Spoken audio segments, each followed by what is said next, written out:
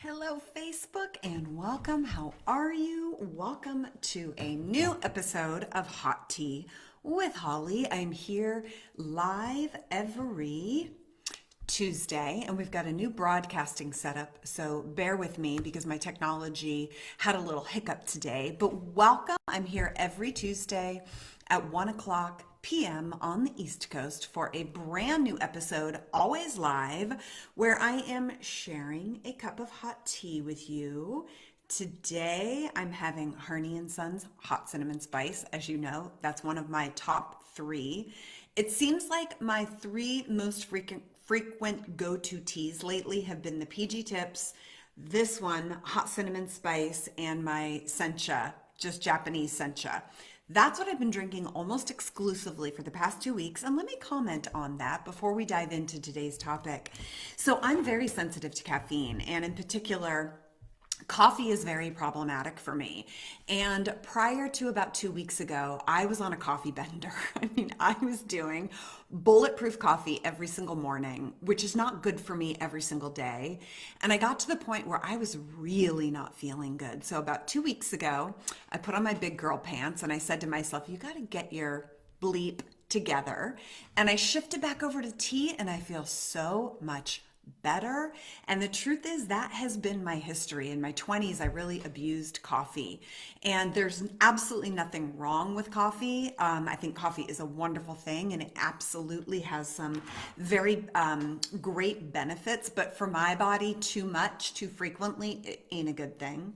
And so years ago, I remember when I finally was able to break my coffee habit, it was through tea. So that is one of the reasons why I'm such a huge fan of tea. I also really love the kind of caffeine boost that I get from it. So, are you a tea drinker?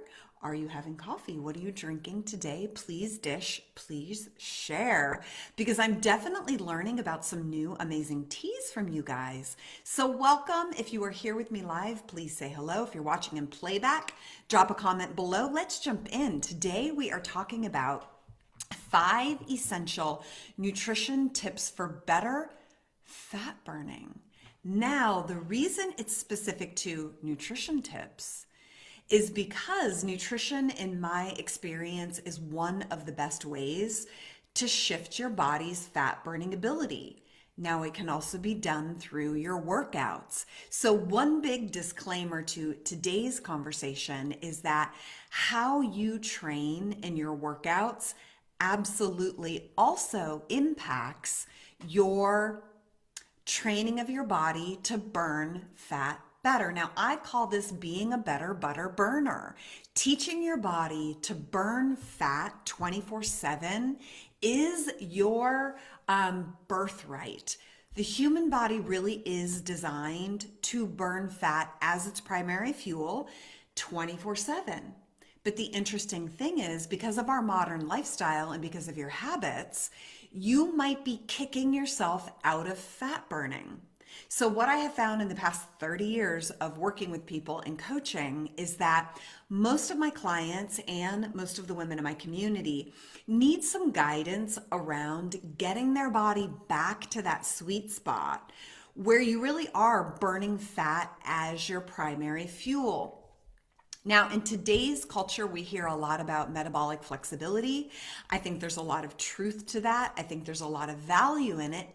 And my community tends to not be super rooted in a lot of hacking and science and alternative methods. I'm here to bring up my best tips, tools, and resources to you that really help you create the body that you need to keep up with the life that you love. And I know that if I can teach you how to keep your body in a state of fat burning, you're going to feel so much better. This isn't just about losing weight. This isn't just about getting leaner. And now I know a lot of women in my community are interested in that. But the truth is, even if that's not your thing, learning and teaching your body to be in a fat burning state is going to make you feel better all day long, give you more stable energy. If you've ever had that experience where you just feel solid and grounded and stable in your day, teaching your body to be in a state of fat burning really supports that. So there's a lot of important arguments for cultivating your lifestyle and your habits so that your body does stay in a fat burning state 24/7. It really does happen. So welcome. If you're here with me live, say hello. What are you drinking? And let's jump in. Today we're going to talk about 3 things that kick you out of fat burning. And in my experience, again, working with women for 30 years, I find this is a common thing. Number 2, I'm going to teach you 5 essential nutrition tips for better fat burning. And I'm going to share a link with you to some really interesting research that I discovered as I was fleshing out today's episode. So I'll be sharing that research with you because it's pretty darn powerful. It's all about sugar.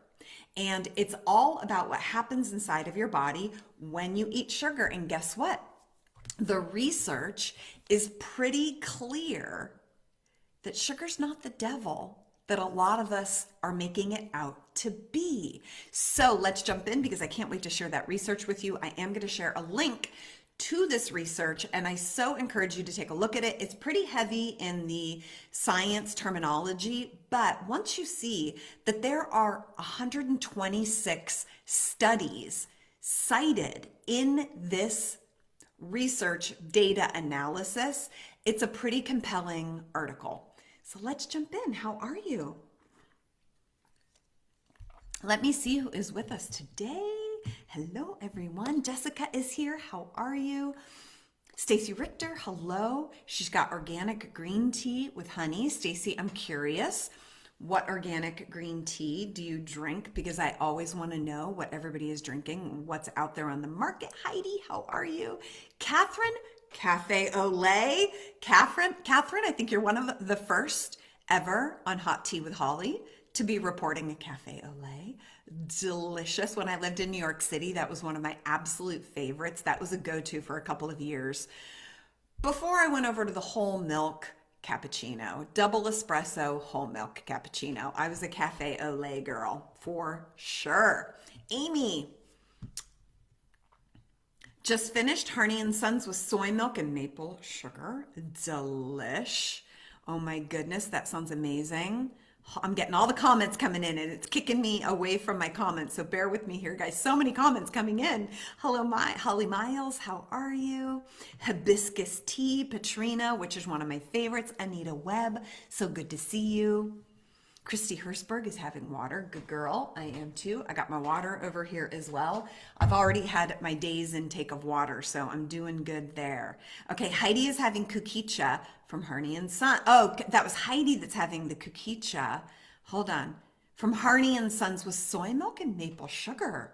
That sounds delicious, and I would have never thought to put a milk and a sugar in kukicha because it's so earthy and ricey and popcorny. So, and like really just like earthy and grassy. Very interesting. I love it. And Elizabeth here is having Earl Grey. I love it. Cheers to all my tea drinking friends and my Cafe Olay friend as well. Let's get to this good information. Okay, let's dive in. 3 things that are kicking you out of fat burning. Now, let me back up for a moment. By nature, your body is designed to burn fat as its primary fuel. You're going to feel your best when you teach your body to burn fat as its fuel. That's right. You have to train your body to do it because most of us aren't doing it naturally. Some people are, but in my experience of coaching women all these years, about 10% of the women that I work with are naturally burning fat 24/7. Most of them need some habit changes to get into that fat burning state.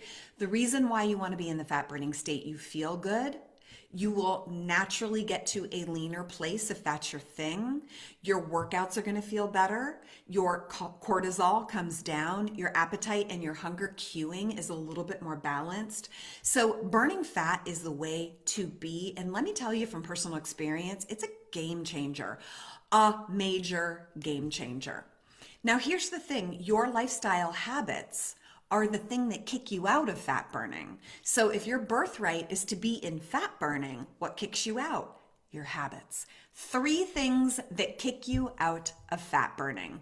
Number 1, out of whack macronutrients. That is right. If you've been in my community for a while, you know I am a fierce proponent about helping you to better understand protein, fat, and carbohydrates so that you can manipulate how much you're taking in a day and program your body for the results that you want.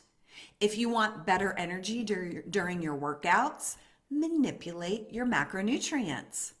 If you want to get lean and lose weight fast, you'll manipulate your macronutrients in a different direction. Macronutrients are magic.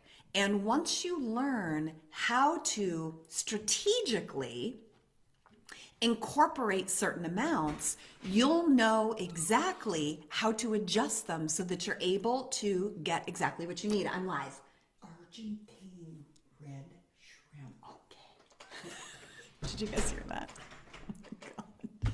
Argentine red shrimp is on the menu today.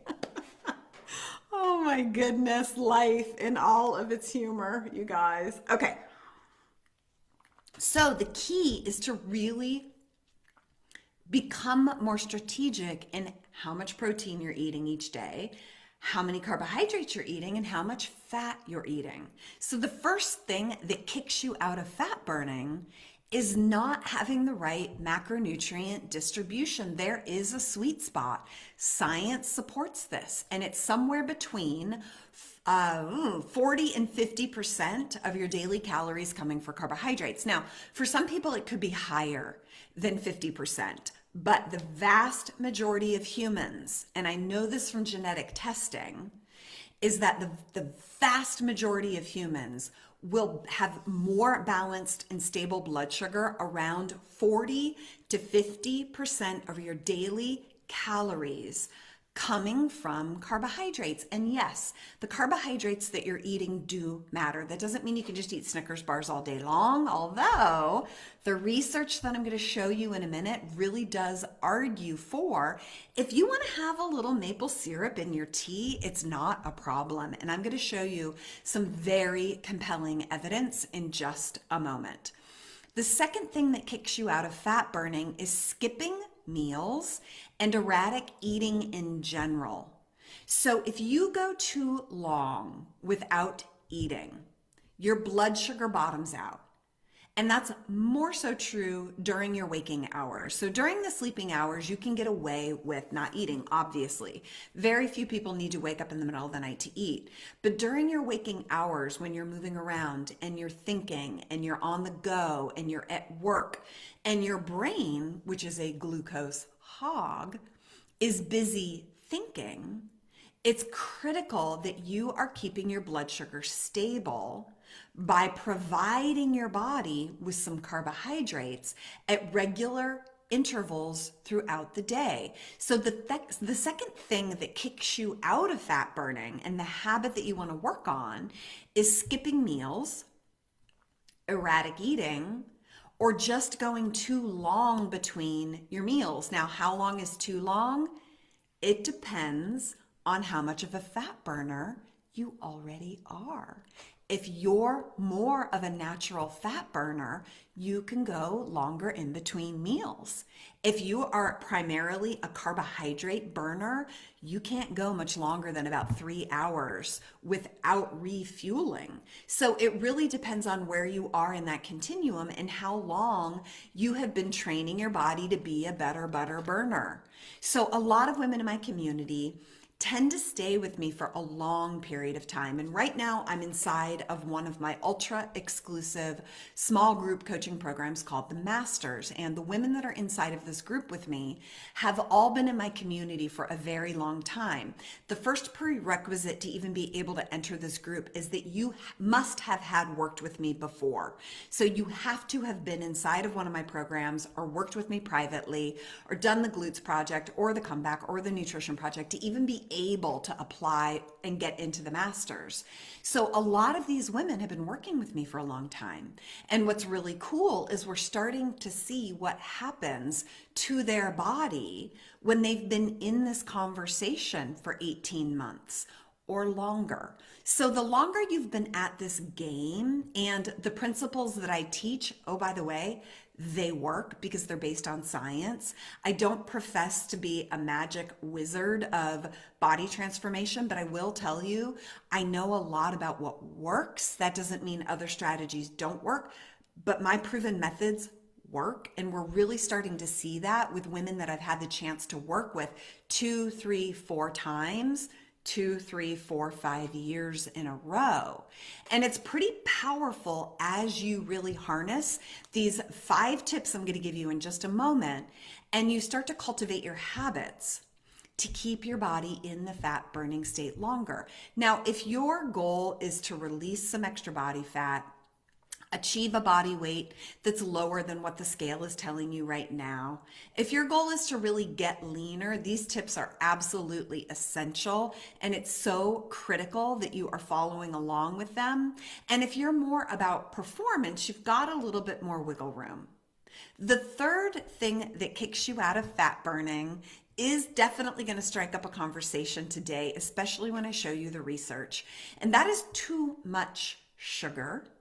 And in the category of sugar, I'm talking about refined sugars, table sugar, sucrose, white sugar, maple syrup, honey, agave, anything that's sugar, okay, is what I'm talking about here. But I'm also talking about alcohol, because alcohol really is a simple sugar. So too much sugar in general does kick you out of fat burning. This is a great time to segue over to that research, because I think it's really important to talk about this. So I had a breakdown in my technology today, and normally I use a streaming service that I'm really upset with today because their streaming service went down. So today I'm streaming directly into Facebook, which means I can't share my screen with you like I've been able to do in the past. My hope was to share my screen with you and show you the actual research citation so that you could go look it up, but I'm really not comfortable doing it here on Facebook. I don't even think I'm able to do it here on Facebook. I don't think I can do it on Facebook. So I'm just going to post the link for you guys here on the comments. And then if you're watching this in playback on my blog or in YouTube, it will be linked down below so that you can go check out this research article in just a moment. But here's what's really powerful. Hang on, let me add this link right now to my friends on Facebook so you can go take a look at it, because it's incredible. Hollis, I don't have my reading glasses on, but I think your last name is Herbeck. So good to have you here. I love meeting a Hollis. Over the years, people have often asked me if my full name is Hollis and that Holly was short for Hollis. It's not. My real name is Holly. She asks, does stevia count as a refined sugar? No, stevia does not. That is because stevia is a non-nutritive sweetener, which means there's no calories in it. So because there's no calories, it doesn't throw your blood sugar up and down to the degree that caloric sugars do. So I don't count stevia in that. Although I do think it's a good idea to just kind of keep an eye on how much stevia you're using. And that's a conversation for another day that we've talked about here on Live with Holly in the past. So this research study is pretty powerful. It's not a study in and of itself. It's actually a meta-analysis. So a group of researchers went out and looked at 126 studies. And if you want to link over, you're going to see every single one of those research citations at the bottom of this article.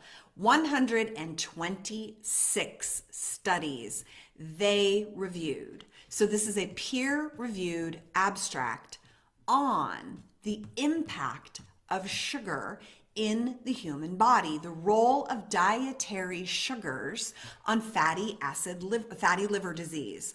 Now, we're not talking about fatty liver disease. We're not talking about any of that. But what this research is really talking about is, Are there negative effects of sugar in the human body when we're talking about non-alcoholic liver issues? So we're not talking about alcohol specifically when it comes to impacting the liver. What they're talking about is dietary sugars and what is the impact. So you know, and you've heard it from me in the past, that sugar's the devil. Now, I've actually, because of this research citation, I've decided sugar's not the devil, but I do think it's wise to keep an eye on how much sugar you're eating because it can throw your blood sugar out of whack if you're not keeping your macronutrients balanced. And oh, by the way, that is exactly why I created my super premium 14-page, totally free guidebook that you can get your hands on. And I beg you to go download this because this is going to walk you through exactly what it means to get your macronutrients in balance so that you can get all the benefits that we're talking about today.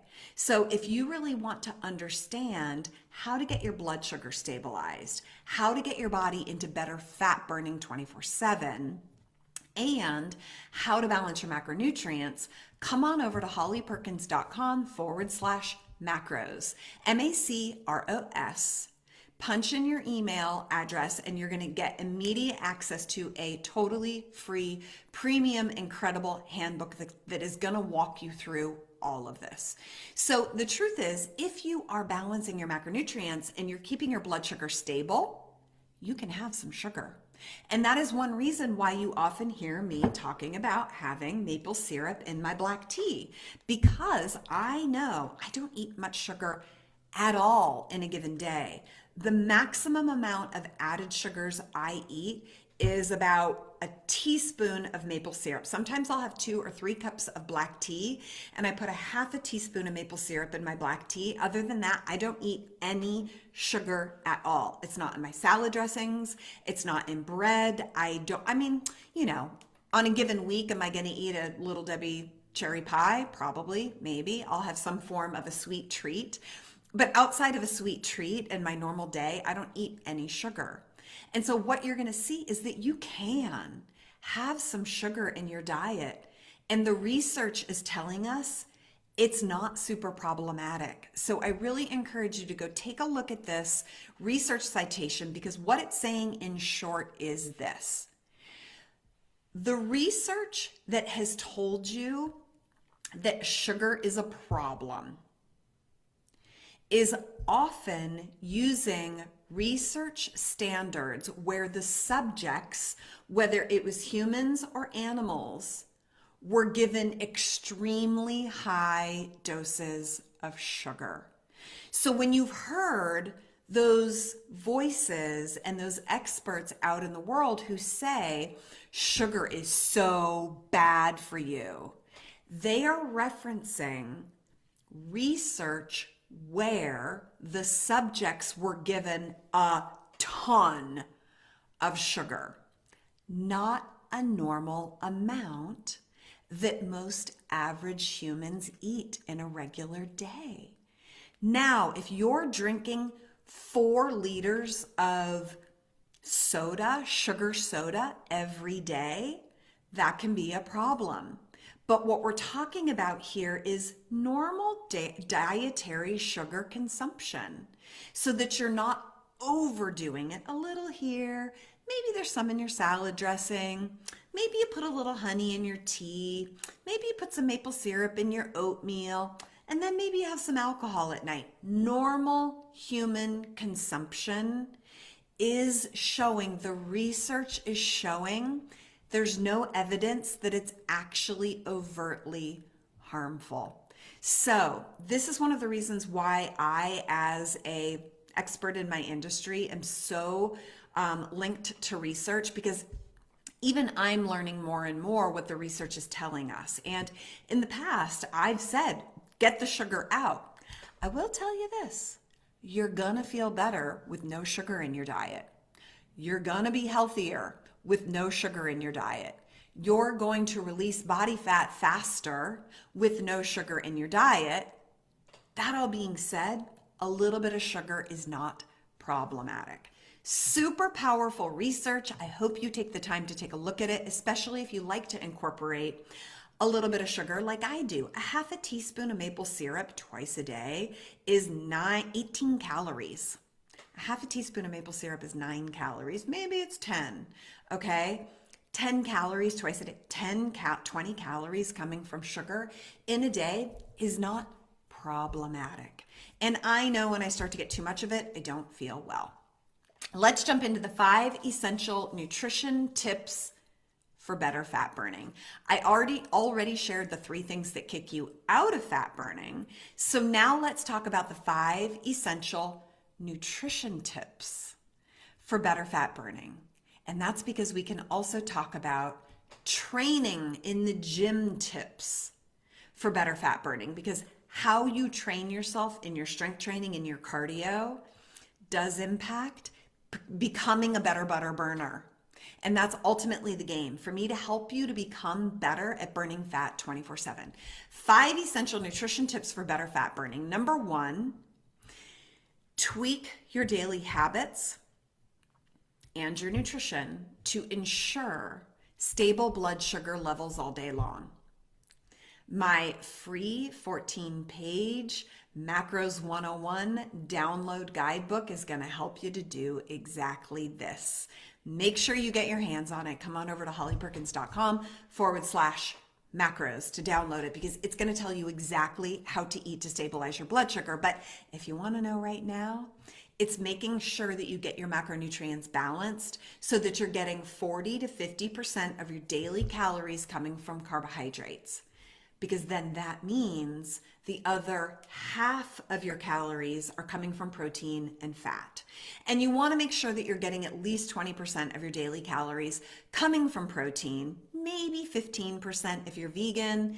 I don't like people to go below 15% of protein, especially if you are strength training, especially if you are trying to achieve a body weight that is lower than your current body weight. You need more protein. The research also supports that. Number 2 of the 5 essential nutrition tips for better fat burning is to combine protein and carbohydrates every single time you eat. Everything you eat. Combine protein and carbohydrates. We can get real specific about in what ratio, but technically you should have a little bit more carbohydrate in relation to the protein. Now, not to glaze your eyes over and give you a little too much science here, but carbohydrates and protein have the same number of calories per gram. So if you're eating, let's say, 100 calories of a snack, ideally you would have about 60% of those calories coming from carbs, 40% coming from protein, at a bare minimum, because you also might want to incorporate some fat. This is just an easy example to show you that you want a little more carbohydrate in relation to the protein. So you don't necessarily want 50% carbs, 50% protein. You want a little more carbs every single time you eat. Every meal, every snack, everything. That's going to help you stabilize your blood sugar better, and that's going to help you stay in a state of fat burning 24/7. The more frequently you do this, the better you'll stay in fat burning 24/7. It's a thing and it works. I'm an example of it. The research supports it, and I have lots of clients that prove it as well.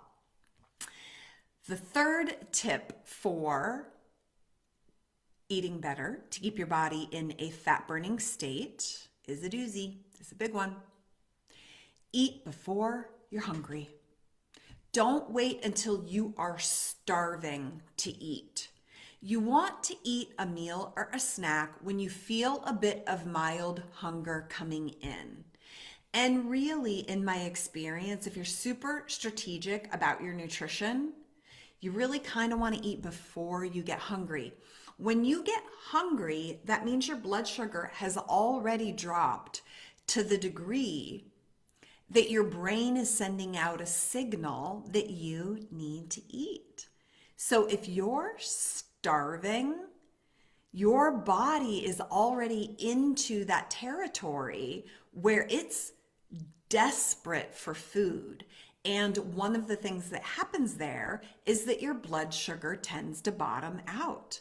And so one of the best ways to avoid that is to make sure that you are eating before you actually get hungry. You want to approach a meal or a snack just when a bit of mild hunger is coming in. The fourth tip, the fourth essential nutrition tip for better fat burning is try to focus. Sorry, I'm getting my eye twitch. I get an eye twitch when I'm looking at my camera too long without my glasses. And I don't like to wear my glasses because they're not the perfect prescription for me. But I'm getting that darn eye twitch that I get from time to time. So when it comes to the carbohydrates that you are eating, low glycemic index and low glycemic load carbohydrates are important, and low glycemic load might be more important than low glycemic index. What this means is all carbohydrates have been given a rating in terms of where they fall on the glycemic index scale, how quickly they get assimilated to your body. So in your main meals of the day, away from your workouts, it's really helpful to eat low glycemic index foods. But here's the deal. Something like, let's say, mangoes are higher on the glycemic index scale. But how much you eat of it is then going to affect your body differently. And that is what, when we look at the glycemic load. So what the glycemic load is, it's a measurement of a reasonable serving of carbohydrates and how it impacts your body. And so what we're seeing is that low glycemic load may be more important than low glycemic index. Just like my maple syrup example. Maple syrup is very high glycemic index. But when I'm only eating a half a teaspoon of it with food, the load is minimal. And so therefore, the problem isn't so much the maple syrup, it's how much I'm eating of it and the environment that I'm eating it under. And that is why I'm such a fan of making sure your macronutrients are balanced every single time you eat. Because then a little bit of maple syrup doesn't matter. If you're having your glass of wine after dinner or once you've got some food in you, the glycemic index of wine is less, it's going to affect you less negatively when you've had it with food and protein and fat and other foods that contain fiber. So, the fourth tip is to eat in a way that you're avoiding blood sugar spikes by being aware of balancing your macronutrients, incorporating protein and carbohydrates, and keeping an eye on glycemic load and how much your meal throws your blood sugar off. Years ago, I trained a type 1 diabetic woman who was never overweight. She did not have diabetes in her family. She was just one of those kind of odd examples of a very lean athlete. She was a non-professional athlete who is a type 1 diabetic. And what she found is that she was able to manage her blood sugar levels based on what she ate. And one of the things that she found was the most impactful is that the size of her meal really tended to throw her blood sugar out of balance. If she had too big of a meal, even if it was well balanced, even if it was broccoli and red meat, two of the lowest glycemic index foods, even if she ate too much of it, it would spike her blood sugar. And so even the size of your meal can affect your blood sugar. And that is why I don't want you to go too long without eating, because then you get so hungry and you eat a much bigger meal, and the big meal can spike your blood sugar and throw your insulin and your glucose out of balance When your blood sugar glucose and your insulin are erratic, you store more calories as body fat. We do know this.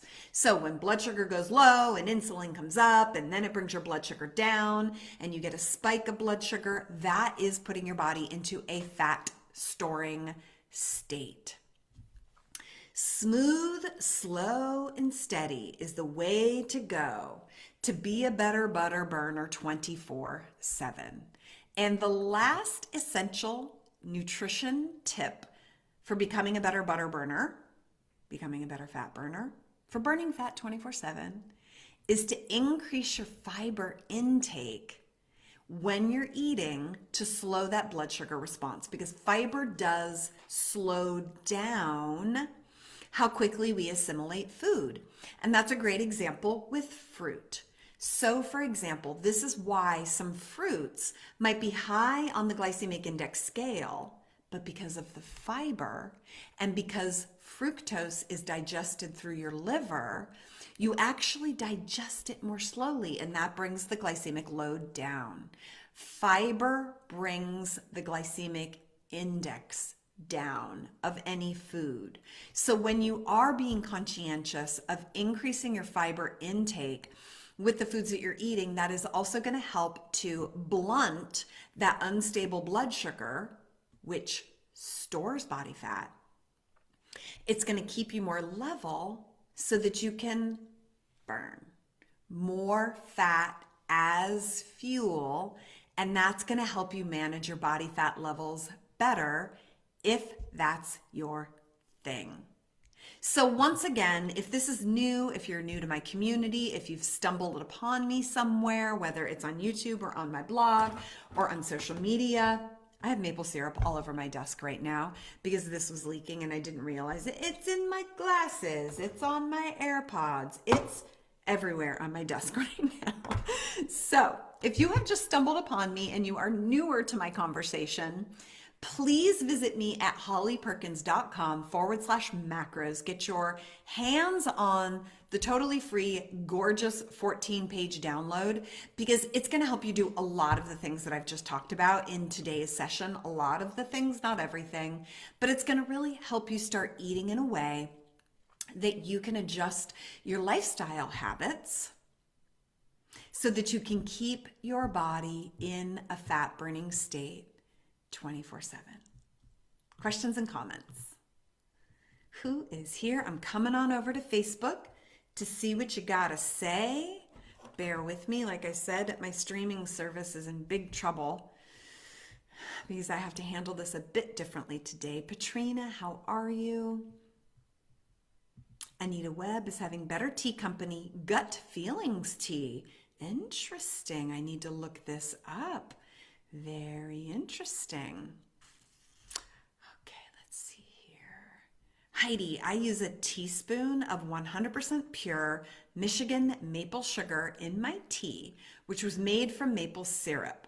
Would maple syrup be a better option as far as the glycemic index? Ooh, that's a tough one. Probably, but you might be splitting hairs. Here's my question, Heidi. How many calories are there in a teaspoon of the maple sugar? Let me know, and then I'll be able to answer your question. Because a teaspoon of maple syrup is about 20 calories. So if your teaspoon of maple syrup is 40 calories, that means you're getting a lot more sugar in a smaller amount. And that means it probably is going to spike your blood sugar a little more. But again, you want to look at the glycemic load, because if you're having it after a meal, it's going to be negligible. 40 calories of 11 calories. So it's exactly the same as maple syrup. Exactly the same as maple syrup. So I would say maybe if we wanted to get super, super technical in a laboratory, yes, it's totally possible that there would be a difference, but I would say you probably don't have to worry about it. If you prefer the maple sugar for some reason, I don't think you have to worry about it at all. Hollis, I started adding stevia to jasmine iced tea and flavored seltzers. Okay, guys, I think Hollis wins today for the most intriguing beverage.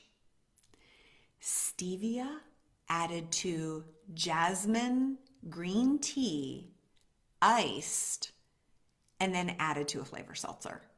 I think that sounds pretty darn delicious. I would even say strongly brewed jasmine green tea in an unflavored seltzer would probably be so delicious. Oh my gosh, that sounds amazing. And Hollis says, never more than a tiny pack per day, and I was in heaven. Hollis, you get a big thumbs up from me. I think that sounds like a wonderful beverage. And if you were in heaven, I vote go for it because stevia is so concentrated. You can use such a small amount of it. And again, like I said, it's non-nutritive. There's no calories in stevia. So you really don't have to worry about it throwing your blood sugar off too much. Now, it can if you're using a lot of it. And like I said, that's a whole other conversation. But outside of a lengthier, more complicated conversation, I would say you don't have to worry about stevia, especially if you're using it in reasonable amounts.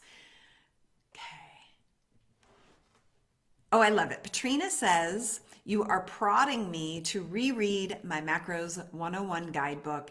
Yes, I am prodding you to reread it. And everyone who's in my community who has their hands on my Macros 101 guidebook, go back and read it top to bottom, because I go back and read it from top to bottom to remind myself of the information that I put in there for you guys. I could probably sell that guidebook for $50. I bet easily. I mean, I've had people suggest that I sell it for $50 and I don't.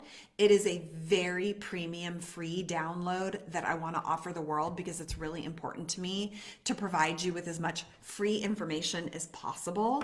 And that is one of the ways that I do it. So once again, visit hollyperkins.com/macros if you want to get your hands on this download, because I have had women in the past tell me that they have lost up to 12 pounds on their own simply from using this guidebook.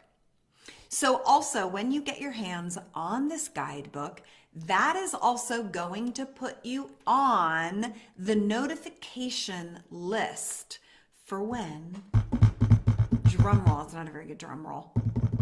That's probably a better drum roll, right?